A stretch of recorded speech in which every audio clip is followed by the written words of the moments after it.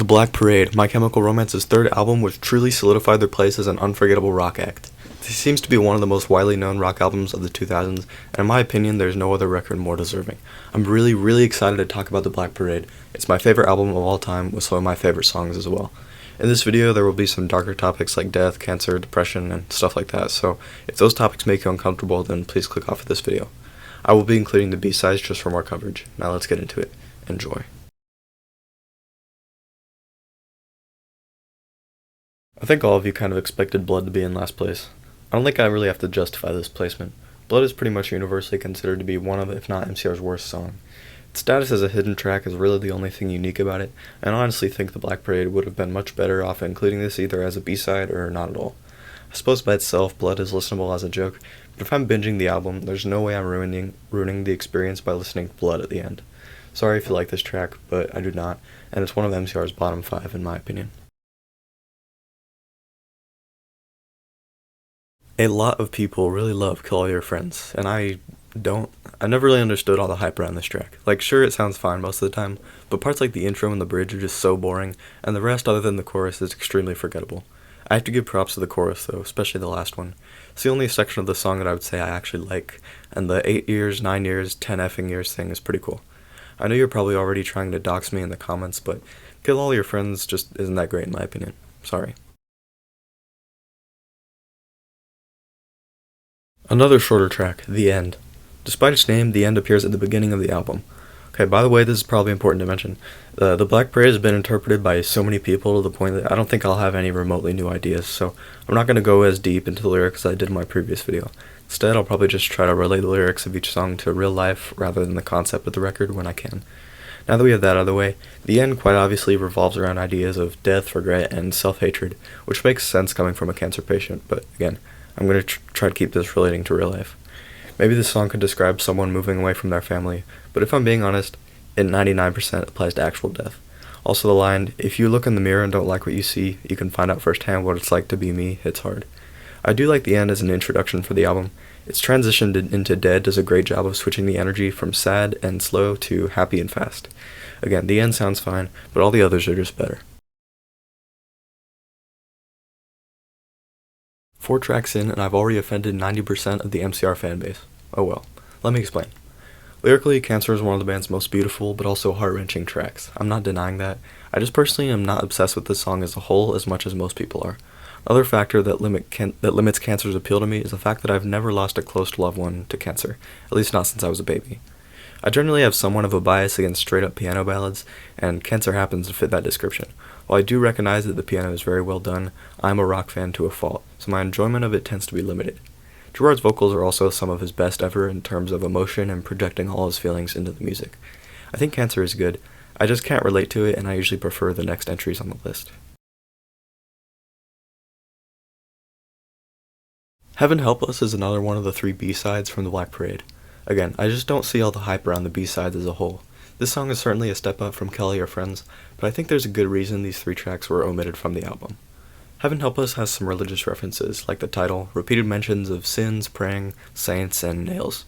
I suppose outside of the concept, this track could describe a situation where someone's continuously ignored their better judgment, maybe even going against their religion. During their final moments, this person cries out to God as a last resort. I think the ending, which is my favorite part, is this person criticizing a priest or a group of religious people for their lackluster attempts at saving him with prayers or blessings. The titular line, Heaven Help Us, could also be used, especially at the end, as mocking the religious fanatics for their unwavering faith even as everything is clearly falling apart. There are more things I want to say, but it's too much to explain for a video with 17 songs.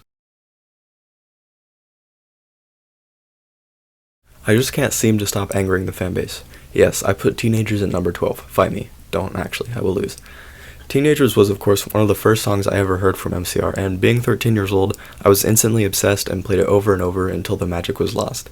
The difference between this song and other ones is that the replay value just isn't there.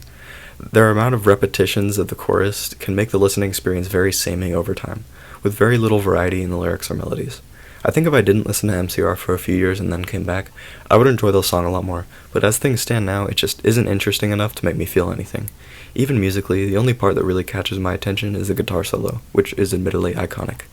This is definitely a good song, but like I said, there isn't much replay value. Sorry if you really love Teenagers, Wait. Sorry if you really love this track, but I personally think the remaining 11 entries are better. And there go the last of the viewers on this video. Yes, I put all 3 of the B-sides in the bottom 7. My Way Home is Through You is without a doubt my favorite of the B-sides, making an appearance on my Best of MCR playlist. Spotify link in the description, by the way. The difference is that My Way Home just sounds better than the other 2. It rocks harder, has some more of that signature fun MCR energy, and feels kind of similar to parts of Danger Days. The intro even has some Bullets energy, which I love. Honestly, I probably would have had this song below Teenagers if not for the guitar solo in the bridge. I feel like Ray still doesn't get enough credit for how much he can shred. Some of his solos are close to Black Veil Bride's level.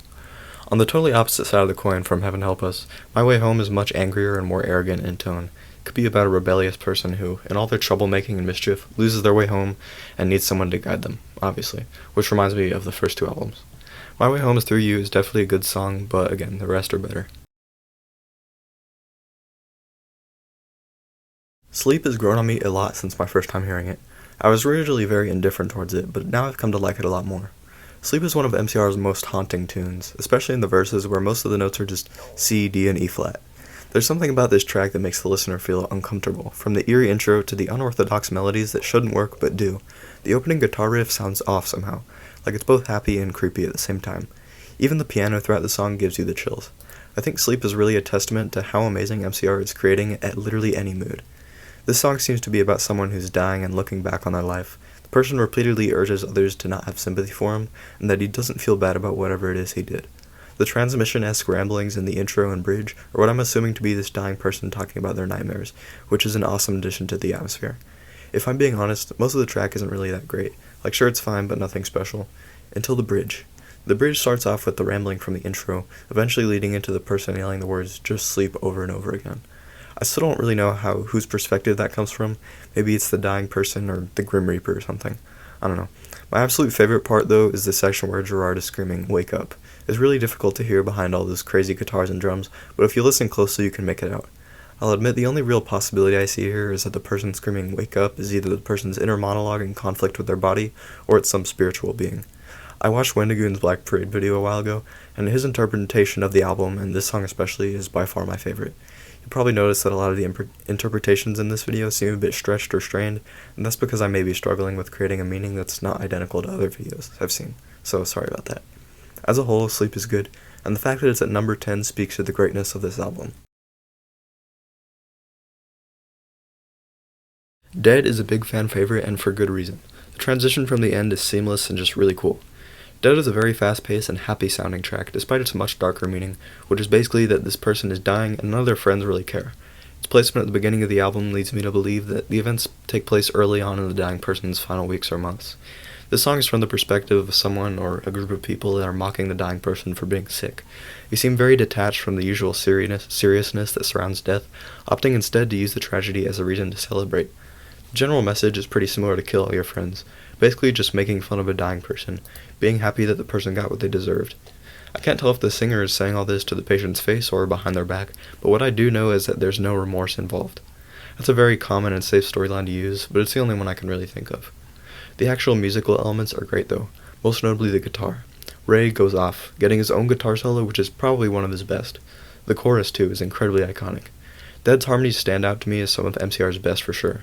The only thing holding it back in my opinion is the ending. I think the energy transition from the bridge to the outro is very out of place and just not that good. It also doesn't help that hearing la la la in music usually makes me cringe a little, which is definitely my fault, but it's my video. I do think the very end where the guitars bring the song full circle and Gerard singing Dead is a very cool way to send the track off into the much heavier This Is How I Disappear. Disenchanted was one of those songs that took a while for me to get used to. I believe I was in 9th or so grade when I truly gave it a chance for the first time. That's when I realized I was such an idiot for writing this song off initially. By the way, huge rant warning, if you don't want to hear me be nostalgic for a few minutes, then skip ahead to the timestamp on screen. That time period at around October, November 2021 was when I really started to get fully into MCR. I listened to most of their big hits for a while in 2020, and my attitude towards music was very weird back then. It was basically just to keep listening to a few of the same popular songs by a band and not really go fully into their discography, which I guess is pretty standard nowadays, but it's still weird for me at least. During the summer of 2021, my best friend stayed over at my house for a few weeks, and I became very insecure about music, because, you emo. I listened almost exclusively to EDM for a few months before randomly deciding to pick MCR back up in October or November, and by that I basically just mean The Black Parade and Three Cheers. That's when I discovered many of this album's songs for the first time. One of my favorites of those was Disenchanted. I'm usually not too fond of this power ballad style, but for some reason I really enjoyed this one. The beautiful lyrics coupled with the soft guitars and drums do an amazing job at attracting Mikey Way, apparently. The fact that Mikey loved the song so much that he whispered Disenchanted into the other band members' ears while they were asleep is comedy gold. Disenchanted seems to be the end of some kind of dispute, where one party has accepted that not everything is going to work out, and that maybe it's for the best. Obviously, this concept strongly suggests the theme of death, but I feel like with enough stretching, you could apply the lyrics to an end of a relationship or life stage or something like that. I really wish I had more to say, but everything else has already been said by someone with better production quality than me. I Don't Love You, being one of the band's biggest hits, has been on my radar since the beginning. I don't know what it is, but this song really brings out the emotions more than any of the others on this album. This is one of Gerard's best vocal performances from an emotional perspective. I know most people probably prefer Disenchanted, but I think I Don't Love You is better vocally and it rocks more. The song is quite obviously about someone losing their lover in a not so amicable way. The singer calls her good for nothing and mentioned how she doesn't have the guts to say, I don't love you like I did yesterday. My favorite part is definitely the beginning of each chorus. Just something about those soft yet powerful guitars and drums really sounds nice. The guitar solo in the bridge is also great, Ray. And then the last part I need to mention is the last 30 seconds of the track. Gerard's vocals get a bit rougher at parts, which really emphasizes that emotional, almost crying feeling that the singer is experiencing. Again, like I said with Disenchanted, the power ballad style this track goes for isn't usually much my style, but MCR being MCR pull it off really well as always. Next up is Mama. Oh no. Through my nearly 4 years of being an MCR fan, Mama is, I would say, the most beloved song in the MCR community, or at least very close, like top 3. Almost everyone, and I mean that literally, really loves Mama, but I don't as much. I mean, if we're being real here, yes, Mama is one of MCR's better pieces for sure, but I can't confidently say it's in my top 20, let alone top 3. There are just so many better options, even on this album alone, in my opinion, but I digress. Mama is probably most well known for its opening line, Mama, we all go to hell. It's super iconic, of course, and many other parts of the song are famous within the community as well, like the chorus, bridge, outro, and... oh wait, that's literally every part. Listen, I have nothing against Mama, but seeing everyone and their mama put it as their favorite gets a bit old after a while. But that's enough ranting. Let's get into my reasoning for having this track at number 6. First off, I need to acknowledge how insane the bridge, especially the later part with the air raid siren in the background and masterful gang vocals that emulate the sound of soldiers on a battlefield, which follows the obvious war theme. Wait, can I even call it a bridge if there's not a chorus after it? Who cares? You know what I'm talking about. The best part of that, though, would have to be when Gerard is crying Mama over and over again with the slow yet powerful guitars and drums. The chorus is great, too. I think that's pretty agreed upon among MCR fans. But anyways, Mama is a great job by the band and Liza Minnelli somehow, and while it is definitely overrated, there are much worse songs that the community could have picked to obsess over. Welcome to the Black Parade. Whew. This was the song to get me into this band, and I'm so glad I did, because this is still my favorite band of all time. Welcome to the Black Parade is obviously MCR's biggest and most well-known work, being considered almost universally as the emo anthem and the pinnacle of the emo style that dominated the 2000s. Now I know this song and the band generally are not actually emo, but you gotta admit we can't exactly blame people for assuming. I remember my first time hearing this track. I had spent the previous 4 months listening almost exclusively to Panic at the Disco, which was my first band, and one day when I looked up Panic on YouTube, one of the first videos that popped up was the music video for Welcome to the Black Parade, and I decided to click on it because I had seen YouTube comments talking about it a few times, and I thought I might as well give it a try. That day was a major turning point in my life. It was sometime in mid-June of 2020, and I'm pretty sure this song was all I listened to for multiple days, but enough yapping. Here's why Welcome to the Black Parade is at number 5. Firstly, nostalgia, being my introduction to MCR and just having a very nostalgic feel to it in general. Second, the music is amazing. The combination of instruments and different tempos and vocal styles throughout the track let it truly live up to its full potential as a rock opera type masterpiece. Third, the message of honoring those who came before us and never giving up the fight. The lyrics here are some of MCR's best. And finally, sorry, you know I had to. It's very difficult to pick a favorite part, so I'm just gonna say the whole thing. Welcome to the Black Parade is incredibly consistent in quality, and every section has its own personality and is super memorable. And I forgot to mention, I generally prefer longer songs over shorter ones, as long as they don't feel too unnecessarily drawn out or repetitive. I really have so much more to say about Welcome to the Black Parade, but I can't put it all into words. Famous Last Words is one of Chem's more interesting pieces story-wise. The constant switching between hopelessness and hopefulness makes for a very unique progression, and is reminiscent of some tracks from Three Cheers, such as It's Not a Fashion Statement, especially at the end with the two different endings based on what version of the song you're listening to. It's either the album version, which ends with short church organs, or the radio/music video version, which ends with guitar and drums. The common interpretation of this dual ending is that the album version means the patient in the concept goes to heaven, and the radio version means he goes to hell. And yeah, I agree, it's pretty obvious. I talked about this whole thing in my video on Linkin Park's The Hunting Party, which had a somewhat similar thing going on with the two final tracks if you're interested. Additionally, the guitar work here is just amazing, even more than usual. Ray did a great job with keeping things interesting while not taking away from Gerard's vocals. Also, Ray and Frank, I'm assuming, did a great job with the backing vocals, with this song featuring some of MCR's best vocal harmonies. Frank had a great performance too, consistently chugging out the rhythm throughout the runtime. And of course, Mikey is great as usual. The combination of all the different guitars with the drums and vocals couldn't have been done any better in my opinion. The way that the instrumentals seamlessly shift to match the mood of each section is very impressive, especially in the final 2 minutes, where everything goes almost silent for a bit, then picks up right where it left off. Truly one of the most epic final minutes of any song ever. Everything gels flawlessly and makes my ears happy. Also, multiple band members sustained serious injuries while filming the music video, which used a lot of fire and stuff. Bob got severe burns on his legs from the fire, which later caused him to get gangrene. Ouch. Gerard tore multiple muscles in his legs after being tackled by Frank, and Mikey fractured a bunch of his fingers. They literally got so emo they fell apart. Crazy that all that was even possible, but leave it to MCR to do something so silly. Anyways, Famous Last Words is one of the most legendary pieces of music from the 2000s, and it acts as the perfect close for my favorite album of all time. House of Wolves is another one that I don't hear many people talk about. Everybody's too busy talking about Mama and cancer, which is fine, but it leaves hidden gems like House of Wolves starving for attention. Where do I start with this? So this song uses a very arrogant and reckless tone, with recurring themes of burning in hell, running from the law, and apathy towards death.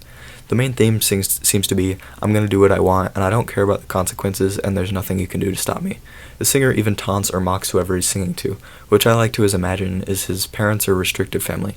He doesn't care what people think about him, even daring to tell them that he's a bad man and to kick him like a stray. I like to imagine that the "tell me I'm an angel" line is the singer making fun of how his family used to refer to him in his younger years, which is all the more reason for him to be spiteful and reckless now. Additionally, there's some blasphemy going on here, with the repetition of S-I-N, I-S-I-N, and many mentions of singing praise and the devil. There seems to be a lot of angst built up for this character, which in my mind is most likely from being controlled by his family, who is likely religious, given the religious references used. He wants to make up for his last years of mischief by doing as much as he can now that the secret's out. There are even hints of revenge in the bridge with the line, "And as the blood runs down the walls, you see me creeping up these halls." That's one of my favorite lyrics from the album. It's just so vengeful and overly confident to the point of stupidity, which I love. To complement the lyrics, the instrumentals, especially Ray's guitar, are done perfectly. Everything feels matched to the theme in a way that is not at all easy to do. The opening riff sets the stage for the track well, and from the very beginning to the very end, everything is perfect.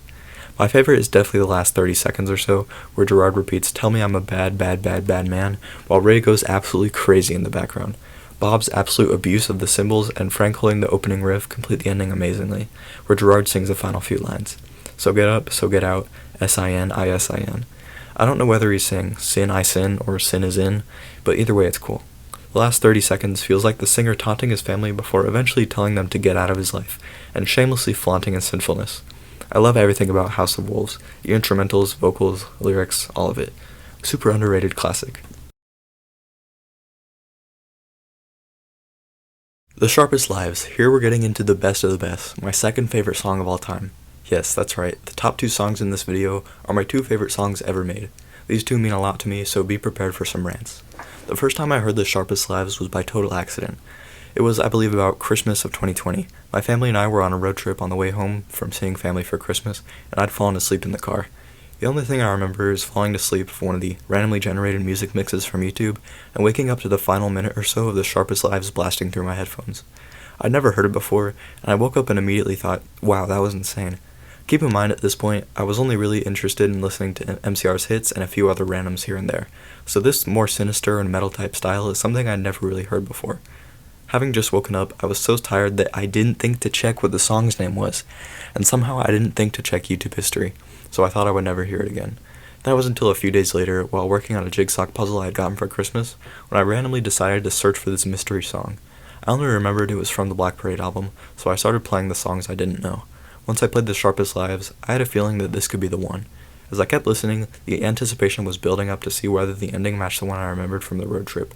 By the time I realized the match, I was rocking out in the dining room with no one home. This was honestly a huge moment in my life.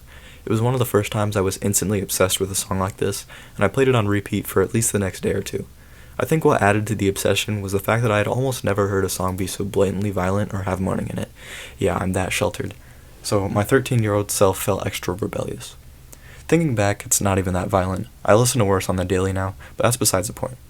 The point is, I love The Sharpest Lives. So the track starts off with Gerard almost whispering this scene where he's tired after a long night of partying and drinking. There's also who I assume Frank faintly whispering in the background, which is a nice touch. The immediate entrance of the lead guitar and drums kind of bring the listener out of the I'm tired and drunk mood to the I'm awake mood.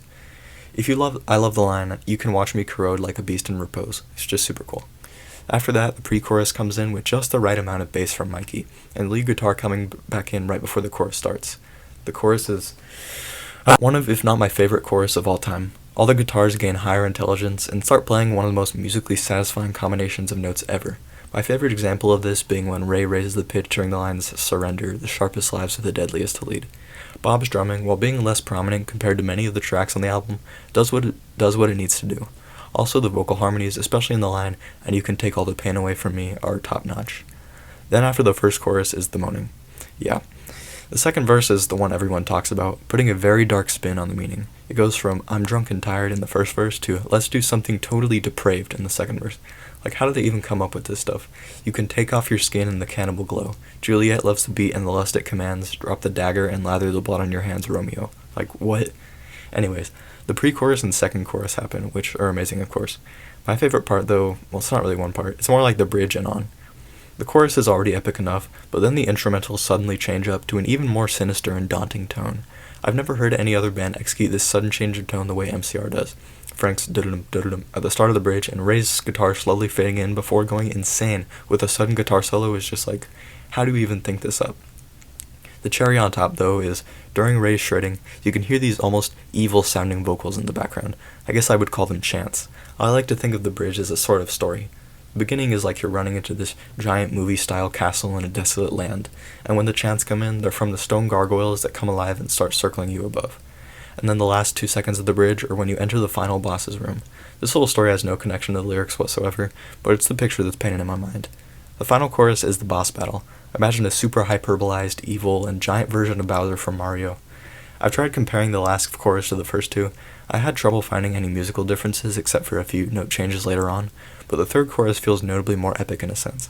I guess it makes sense, coming from that insane build-up in the bridge. The final 30 seconds of runtime features one of the most simple yet perfect executions of music I've ever heard. I don't know whether to call it humming or singing, because there are no words, but Gerard's vocals here are definitely more than just humming. I think you get what I mean. I just can't stress enough how much I love The Sharpest Lives. Like I said, it's my second favorite song of all time by any band. The top 2 songs in this video are honestly super close, but the number 1 has my favorite minute of music ever made, so without further ado, here is my favorite song of all time. Yep, that's right. This Is How I Disappear is my number 1, and unlike The Sharpest Lives, I wasn't immediately obsessed with this one the first time I heard it. The first time I really noticed, wow, this is really good, was around November of 2021, when I randomly decided to start listening to MCR again after listening almost exclusively to EDM for 5 months. I pulled up the Black Parade album and boom, this masterpiece pops up. I guess my love for this track was a very gradual process, becoming one of those situations where I just liked it even more every time I listened to it. Here comes the full analysis, so get ready. Okay, so starting off, immediately after Bob setting the pace, the guitars just blast through the wall with anger and vengeance. I mean, the opening riff alone is enough to give How I Disappear a special place in my heart. Then is the first verse, which right off the bat starts talking about draining blood and seances. My interpretation of the track isn't too out there, so you might have heard it before. Sorry. Seems to me like this character singing has lost his morals in the pursuit of bringing a loved one back to life. The opening lines to unexplain the unforgivable, drain all the blood and give the kids a show, by street light this dark night a seance down below, there's things that I have done you should ever know. The way I see this is that the singer is trying to revive, or at least contact his dead loved one, which I'm just going to call a lover for convenience. However, in the process of doing that, he ends up compromising his own morals and becoming ashamed. We see an example of that compromise in the second line, where he mentions children watching blood drain. He calls the things he's done unforgivable, and maybe even tries to justify his actions to his lover before going into a downward spiral where he laments the loss of said lover. Just mentioning the instrumentals really quick, the build-up within this verse leading up to the chorus is done super well. It's not super in your face, but the subtleness works to the advantage of the song. The chorus is heartbreaking. The cry of a man who's lost his purpose amidst the loss of his lover. Musically, the chorus isn't super special, which I don't think it needed to be. The lack of craziness here adds to the build-up aspect. As for the second verse, the theme from the first one is continued. The singer's again willing to do whatever it takes to bring back his lover, even to the point of drowning children in their bed. It becomes clear that he still has at least a little remorse for the things he does, as in the next few lines he asks his deceased lover if all the good girls go to heaven. This looks like a sort of coping mechanism for the character, since even though he's doing all this killing, he still wants to know that the good ones are going to heaven. It's sick, but what can you expect? My absolute favorite part of This Is How I Disappear, though, is the bridge. For about 2 minutes 15 seconds to 3 minutes 20 seconds is without a doubt the best minute of music I've ever heard in my life. So immediately following the chorus, there's this sudden, almost eerie change of pace. The tone switches from depressed and angry to desperate. Our character becomes melancholy, questioning whether his lover is even hearing him. By the way, the very light guitar and percussion here are perfect for changing the pace. The vocal harmonies are also incredible. What's new? My favorite line from this section has to be, "I'm really not so with you anymore, I'm just a ghost, so I can't hurt you anymore." It keeps the narrative going of this character sinking deeper and deeper into insanity, even to the point of breakdown, pun intended. This line was a bit difficult for me to understand at first, because I thought maybe it's from the dead lover's perspective, but no, I don't think that's correct. It's more likely that this guy is drifting farther and farther away from what he views as alive, which is why he thinks of himself as a ghost. The "I can't hurt you anymore" lyric is the man realizing that he's already done all the terrible things he possibly could have done, meaning that he can't do anything worse because he's already hit rock bottom. I love how the soft guitar in the section subtly speeds up for a while and then immediately goes back into shredding. Then once the breakdown happens as Gerard screams, "So I can't hurt you anymore," this is where our character fully loses it. I absolutely love this lyrics. "Now you want to see how far down I can sink, let me go." The thing I love about this part is that it can be interpreted as a battle within one's own mind. It seems to me that this character has lost all dignity and remorse, and now he just wants to destroy everything, even his own feelings for his dead lover. He wants her to let him go so he can continue to do horrible things without feeling bad about it. Let me just say, the music here is literally the best thing ever, and Gerard's angry vocals fit flawlessly. The guitar riff and slow drums are perfect for a breakdown, and the musical roller coaster of emotions is perfected to a degree that no one else has ever achieved in the history of mankind. Then, of course, after that insane breakdown is the final chorus, where the man continues to wallow in his loneliness. I especially love the closing line, "Without you is how I disappear forever now." It's such a depressing thing to think, that you've lost the only thing that could bring you joy, and that now all that's left to do is simply disappear. I know that was a lot of amateur analysis and ranting, but that's what this channel's about. If you made it this far into the video, thank you so much, and please leave a comment down below to let me know. I don't expect anyone to watch this whole long video, so just knowing that someone did would mean a lot to me. But anyway, yeah, This Is How I Disappear is my favorite song ever. There you have it, my personal ranking of My Chemical Romance's The Black Parade. Sorry for all the ranting you had to endure, but I hope it was at least somewhat enjoyable. Again, this is my favorite album of all time. I'm super happy I got to make this video about it. Thank you so much for watching, it really does mean a lot to me. You're welcome to leave your own ranking of this album in the comments as well. I'll always enjoy talking about awesome music with you. If you're interested in seeing future music content on this channel, please consider liking this video and subscribing. I have plans for a lot of videos on a lot of bands, which I put a list of in the description. So if you see one of your favorites, please stick around for more. Even if you're just here for MCR, I have 4 more videos about just this band planned for the very near future. I also put a link to my Spotify in the description where I have a bunch of playlists that you may enjoy, including one just for MCR. Thanks again for watching, and have a nice day, guys.